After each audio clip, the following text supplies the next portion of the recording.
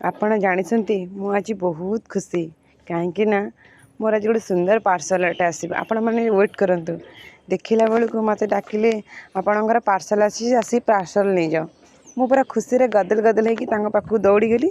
ଦେଖିଲା ବେଳକୁ ମୋର ସୁନ୍ଦର ଗିଫ୍ଟ ଆସିଛି। ଆପଣମାନେ ଦେଖନ୍ତୁ ମୋ ସେ ଗିଫ୍ଟ ଭିତରେ କ'ଣ ଅଛି।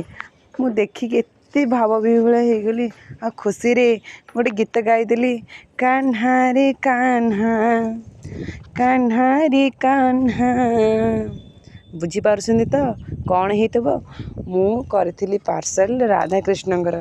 ମୁଁ ତାକୁ ଖୋଲିଲି, ଓପନିଂ କରିକି ଦେଖିଲା ବେଳକୁ ଏତେ ସୁନ୍ଦର। ମୁଁ ଡରି ଯାଇଥିଲି, କହିଲି ଭଙ୍ଗା ପଡ଼ିବ କି କ'ଣ ପଡ଼ିବ, ଟିକେ ଭୟ କରିଦେଇଥିଲି।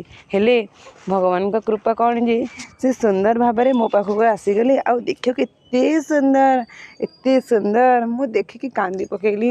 ମୁଁ କହିଲି ଯାହା ହଉ ମୋ ପାଖକୁ ମୋ କାହ୍ନା ଆସିଗଲା।